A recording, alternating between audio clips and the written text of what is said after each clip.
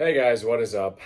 My name is Zach, and I just got top 32 at YCS Pittsburgh this past weekend. At the time of recording, it is November the 10th, so the event ended yesterday, and I just got home. So I just wanted to share with you the deck profile, talk about my experience during the tournament, and I'm not trying to get clicks or anything. This is more just a way for me to document my first YCS top. The event was unbelievable. Had one of the best times in my life, one of the best weekends of my life. And, it's all thanks to the crew that came with me and the people who believed in me. So, this is my 8th YCS that I've been to, and it's my first YCS top, as I mentioned. Also, my first time on the main feature of the stream, the live stream. That was me round 14 getting Nibiru'd out of existence. But, even all that aside, I knew in that moment I still was making top 32, even if it wasn't top 16. I ended up finishing 17th place out of 1,855 duelists. And yeah, like I said, it was a great experience. Absolutely would recommend for anyone who hasn't been to a YCS. It's been a long time coming. It's been my bucket list for a very long time. So yeah, I'll stop yapping and we'll get into the deck profile. Okay, so for the deck profile, I'll start with the main deck. We are playing triple copies of Noroi. This is the best starter in the deck. I mean, anything less than 3 in the main deck is crazy. We're on 3 Jokul. Again, one of the best starters in the deck. Jokul revealing Crystron Sulfador is basically Exodia. I mean, not really much more to say. 3 of Yacine. This card is absolutely insane. If your opponent hand traps you with anything that isn't a Dominus card or an Impermanence, basically, Yacine just punishes them so hard. I had one game in testing where my only play was like normal summon Smyger, make Clockwork Knight, attempt to search for a Crystron spell trap, and he Ash Blossoms it because it usually signals a pretty weak hand. But then I just go reveal Yacine and then he scoops because I had full combo after that. And then the one-ofs, we've got Lantern and Lupus. These cards are really good. Lantern is kind of unfortunate when you have to normal summon it.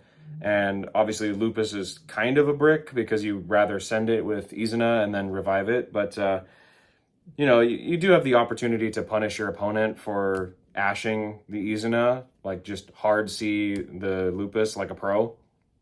But its main purpose is that it's untargetable, or it makes the Xyz monster underneath it untargetable, which is really huge for a lot of different situations.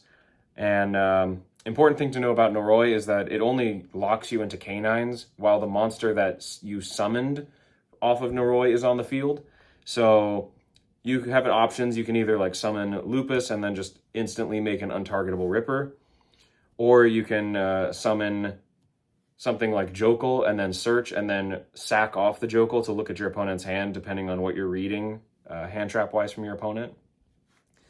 And Lupus being under an untargetable Typhon is really insane against like Dracotail. A play that comes up really often is when you Yacine dump the Lupus and then Lupus revive after they've summoned twice from the extra deck. Then Lupus just is a 1-card Typhon because it's the monster on the field that you control with the highest attack. And it's really difficult for them to deal with unless they have exactly access to Pan. Lupus is really, really good. And then we're maxing out on starters, basically. Triple case for K9. Shoutouts to the Starlights of this because I saw them all the time. There was one game where I drew all 3 of them. It was just glued to my hand. Yeah, this card is really amazing. 3 K9s, and this card is over lethal if your opponent has activated a monster effect on the hand or graveyard. So like the attack boost is really insane, and it does stack. So if you've activated one and then you activate another one on a follow-up turn, they're all going to gain 1,800. So the K9s do get really brawlic. And usually you're sending this in the combo to look at your opponent's hand with Noroi, but it has a lot of other uses as well. We're on 2 Chaotic Elements. This is basically your 4th and 5th copy of Case. And it unfortunately can only search Lantern and Jokul, which is why you only play 2. And also the text says you can only use each effect once per turn. So if they even bell this card, because it can add from graveyard, if they bell this, you actually can't activate another one, which is really unfortunate. I had a opponent, Charlie, round 12 was my second loss, and he actually didn't know that. He belled the Chaotic, and I actually opened like so bad. I opened double Chaotic, 2 Ash Blossom, and then the Apophis Trap. And he was like, why didn't you activate another one? I was like, it says use. And he goes, oh man, I didn't know that. I was like, yeah, it happens. Last card in the K9 package is the Force Release. This adds so much power and presence to your end board. If people are maining Dark Ruler, which a lot of people were, I did get hit with main deck Dark Ruler.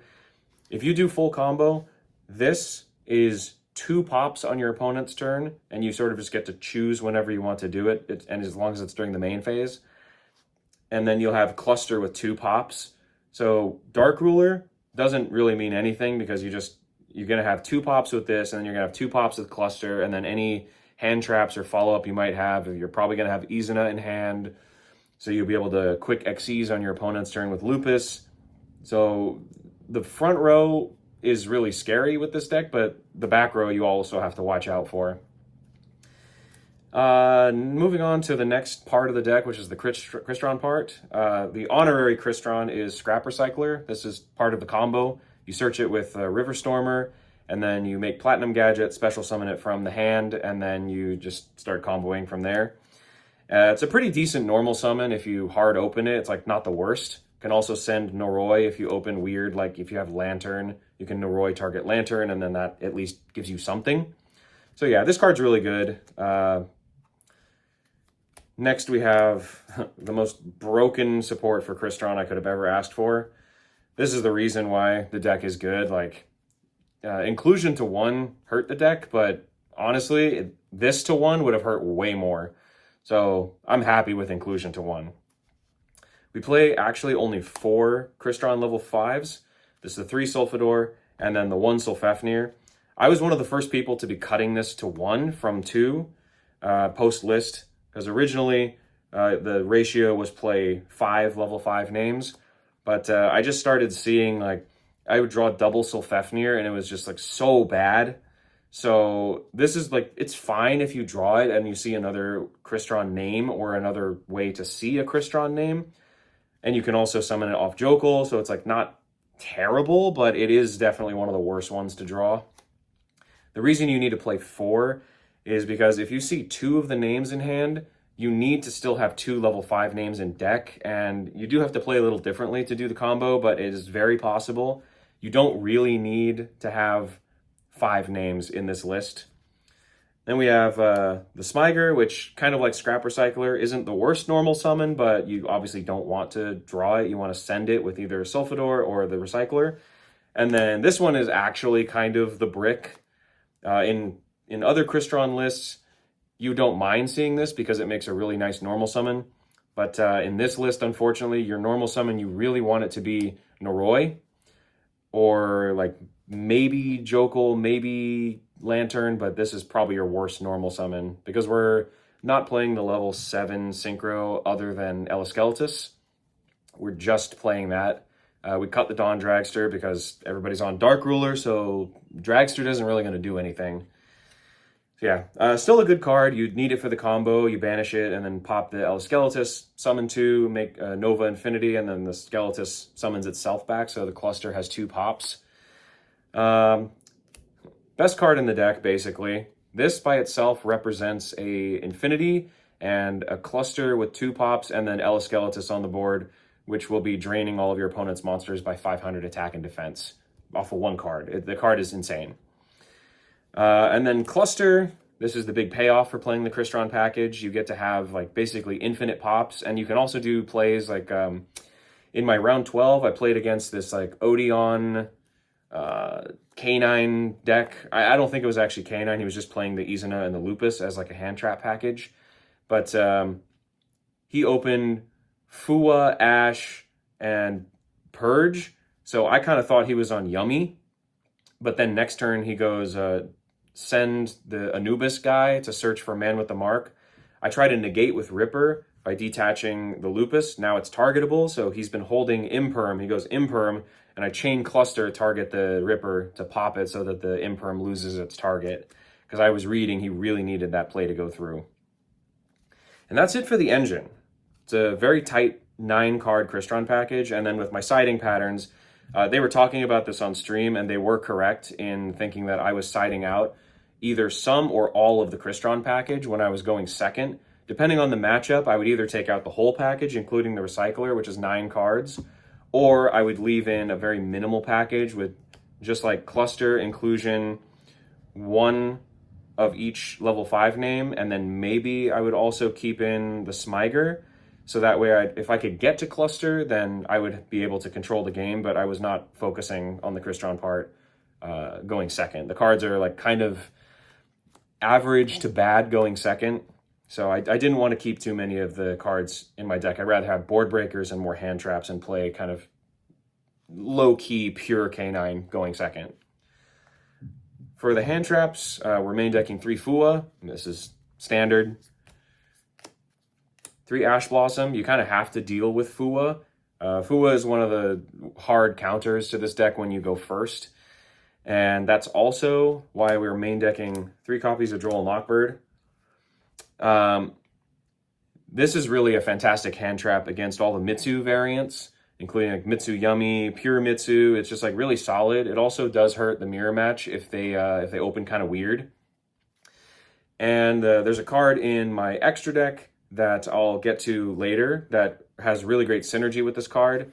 But yeah, mostly it's just a hand trap to stop Mitsu variants and occasionally the mirror match. I elected to main deck 3 copies of Dark Ruler. This just seemed like the best board breaker. This deck's hardest matchup is like Pure Yummy, which my boy Grant is playing Pure Yummy. And I just had really difficult time outing the board. Like if you get under Herald and they have the surprise bouncing cards, like I just wanted to give myself the best chance possible going into game 1 against decks like Yummy, where they have a lot of interactions in the front row and they are really annoying by tagging out and dodging stuff. So this was really solid. It definitely won me a few game 1s that I shouldn't have won if I wasn't maining the Dark Ruler. Other than that, I mean, it's obviously very mid against Draco Tail. By mid, I mean really bad, because they can just they can negate this with one of their traps, and they kind of keep all of their interruptions in the back row and in their hand. And then, yeah, I mean, it was good. It was definitely really good. And the matchups that I needed it for, it put in the work. So yeah, I don't think I would have changed this. And then last 2 cards in the main, I was main decking the Triple Tactics Talent and the Called by the Grave. This is a kind of a board breaker going second. It can, trade with the Herald if you want. And Talents, even though I lost my first round, the very first game of the tournament, I should have won if I had just sequenced my plays correctly, and it's because of Triple Tactics. This card was really disgusting, going second especially, but going first, I mean, the deck is already so strong going first that if they like droll you, then this will be able to rip a card out of their hand and kind of be like a 4th copy of Noroi, but then it's better because you get to take a card away from them. So yeah, this was the main deck. I thought it was really clean. It was 40 cards. And yeah, we'll move on to the extra deck. So for the extra, we're playing the Clockwork. This is a really good card. It's part of the combo, and I love that you actually get to use the revive part of the effect in the combo. So you make the Platinum Gadget, which you will have searched the Scrap Recycler off of Riverstormer, and then that plus any machine turns into this. Use this to special summon the Scrap Recycler to a zone it points to, and then Scrap Recycler triggers. And then you turn Scrap Recycler into Clockwork, and then Clockwork tributes the Platinum Gadget to bring back the Recycler, which triggers again because it's not once per turn for some dumb reason. And then those 2 bodies can be used to make basically whatever you want. It's usually SP, but in games 2 and 3, it can also turn into the Silhouette Rabbit, which grabs the Apophis Trap. We're playing the SP and the aforementioned Silhouette Rabbit. This card is really nice. We don't ever make it in game 1, obviously, but in post side, when you're going first, this just provides you with an Omni Negate during the main phase. So it can either trade with Dark Ruler, or if you're seeing that your opponent has multiple Dark Rulers or stuff like that, then you just hold the Apophis Trap, let them negate your front row, and then you just negate their engine with the Apophis, and then you have Forced Release Pop 2, Cluster Pop 2, and any hand traps you might have. So, I mean, it's really good. If you're reading that your opponent is playing the Mega Fleet Dragon or Super Poly, this and Cyber Dragon Infinity are both lights, so you can just absorb it with the Infinity to make sure you play around Super Poly. And if you're playing around Mega Fleet, then you also want to absorb it, because this will be in the extra monster zone, and Cyber Dragon Infinity will just take it off the field. So yeah, really tight package, only 4 links. We have the 1 Ripper and the 1 Jax. This card was low-key MVP. I mean, Ripper's obviously part of the combo, and negating hand traps is really amazing. Also, negating graveyard effects can be really cool. But Jax is the reason why Forced Release has such a high payoff now. Because if they start with Dark Ruler, again, like, this is negated, but you don't care, because you just wait for them to, like, in Yummy, they'll go for Snatchy, place the field spell, and at that point, I did this on stream, you flip the Forced Release, and then on Resolution, you pop the field spell, and then Jax triggers when it's special summoned, or if your opponent activates a monster effect in hand or grave. So on the Xyz summon, you target the Snatchy, so now they're down a Snatchy, they're down a field spell, they might have committed a normal summon, or they maybe committed the activate Marshmallow in hand, which then makes your Izuna online. Card's amazing. I did it on turn 0 against a Draco Tail player to pop the Hieratic Seals, which was super, super clutch, because then I was able to run over his defense position Gulamel, and it was untargetable, and then I just made Zeus wipe the board and played the game from there. I mean, this card was the stones all weekend. We're playing Riverstormer. This searches Scrap Recycler in the combo, as I mentioned, but it can also search for Noroi, and it can also actually send an Earth Machine from deck to grave. So if for some reason you work out a line that works better, then you're able to send Scrap Recycler, or like Noroi, again, if you see Lantern and you want to just revive it. This is also really good against like Pure Yummy if they play the Marshmallow in hand, because you just make this with the Lupus underneath. It's untargetable, and you literally just run over the Herald, absorb the Herald with the effect, because if it destroys a monster by battle, it just attaches it. And then main phase 2, you search for the Noroi, you slap a Zeus on top of it, wipe the board, and then you tribute, and you start the Noroi combo, and it's just insane. So yeah, very good card. Valon came up multiple times. It's really good against Malice, which I saw one of. And any deck that basically just wants to have a body on the board and link with it, this is really good, especially when you know that they have like only a normal summon. Like if their normal summon is like Cookie, you just book that and Yummy kind of just folds to it. The pop for a face down card also comes up a lot. You know, put a Zeus on top of it and it makes stuff like Solemn Warning look really bad, because they have to negate the Zeus, but then this falls off and goes to the graveyard, and then it just pops another face down. So this is a really broken card. Low key, I'm so glad I kept this in. I was going to cut the Imperial Princess, because I'm not playing the Spell Canceller. I think Spell Canceller is bad. It just like contributes to more bricks, and you have to play a really weird, greedy combo to get the Canceller on board. But this actually came up in the grind game, because I didn't really have a way to play once we grinded through a bunch of resources in one of my matches. But this reviving Sulfafnir and then Sulfador target Sulfafnir puts you back in the game. Because Chainlink 1, Sulfafnir, Chainlink 2, Sulfador to mill, and then you special Tristaros from the deck, make the Elasceletus, and then you banish to pop and then summon 2 more names.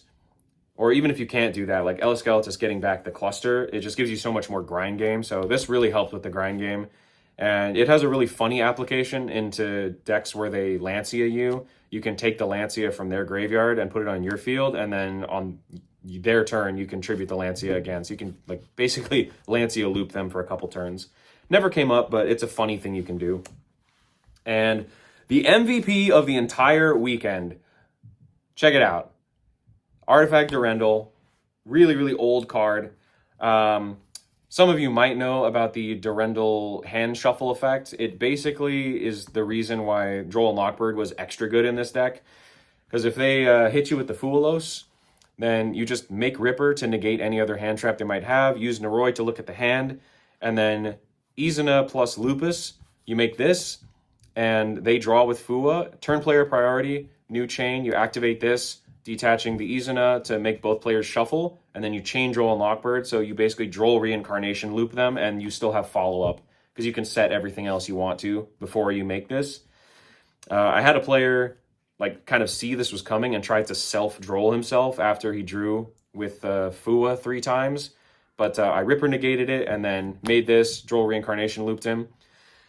The other effect of this, to change a monster effect on the field, or a spell trap, a normal spell trap, to destroy one spell trap your opponent controls, that came up at least 4 times during the tournament. Like, they activate Ketu, they activate Rahu, like, all of a sudden, that effect is just now MST. So, I think it's a pretty fair trade for them to not really be able to play the game.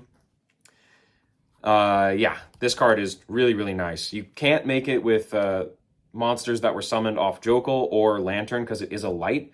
But you're only making it if your opponent has hand-trapped you, basically. If they've Fuwa'd you, that's the main purpose of this.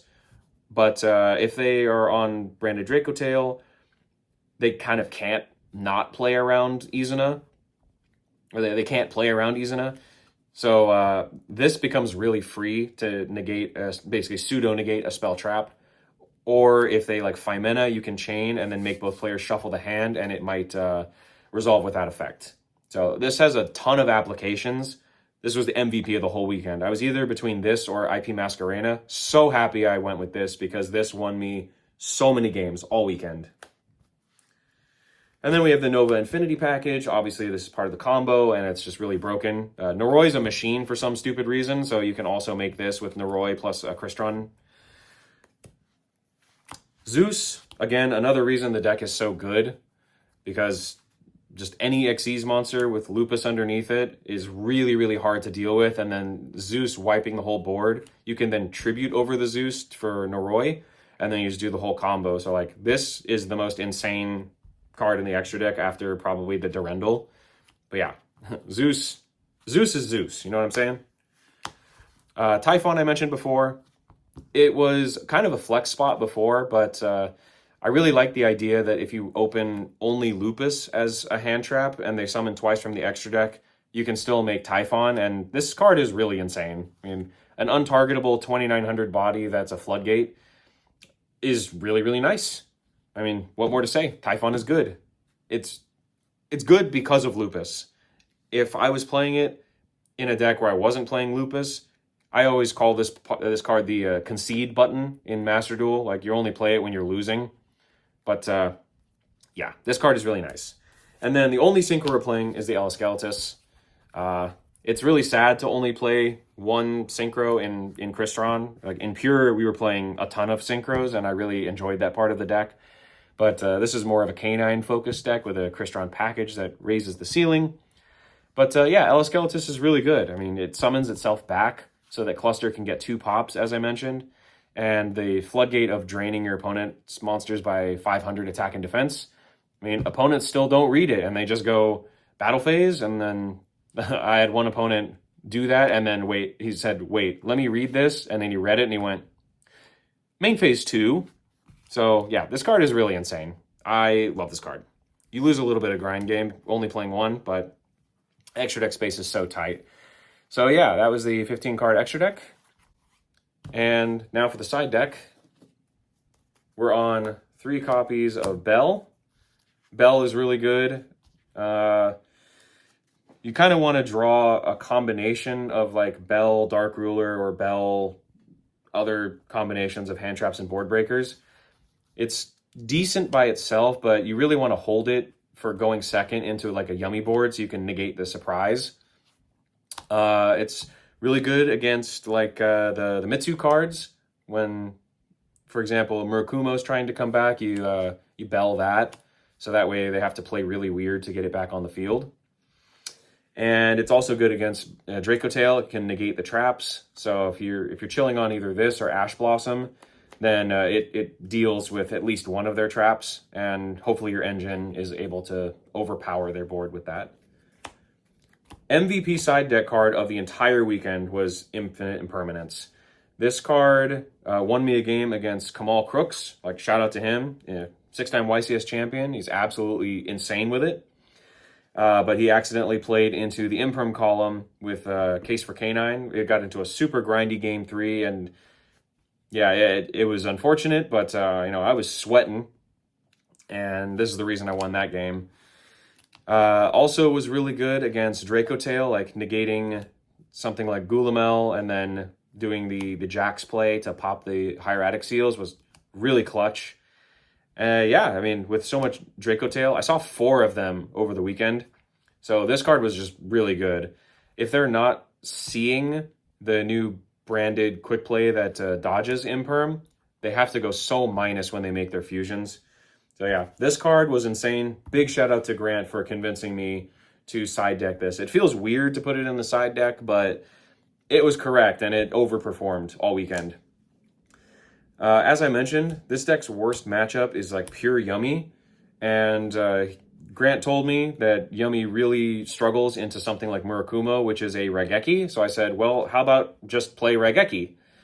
And so siding patterns worked out that we side in 3 of this to just board wipe. If they negate one with Herald, it's not once per turn, and you can search it with Thrust. So like Dark Ruler Raigeki, insane combo. And it was pretty decent. Like, I drew it once or twice when I sided it in, and it did okay. Like, it did its job. It didn't overperform, but it wasn't bad either.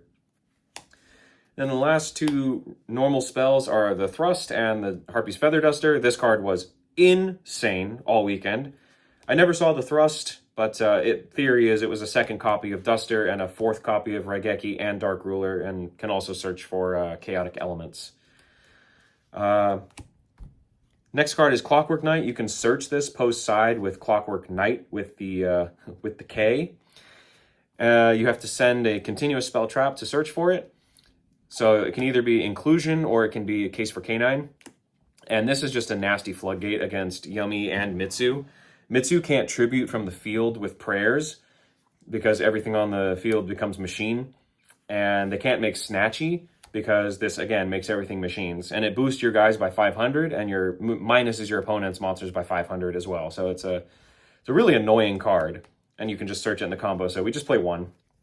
And the last 3 cards are our side pattern for going first. We have the Apophis, which we set with the Hat Rabbit. Anti-Spell Fragrance to beat board breakers. Never saw it all weekend. And then Solemn Judgment. This won me a lot of games over the tournament, and yeah, I mean, cards at 1 for a reason. It's the stones, and that's the deck profile, guys. So hope you enjoyed it, and yeah, this is my first top at a YCS, so thanks for sticking with me the whole time, and yeah, hope to see you at the next one.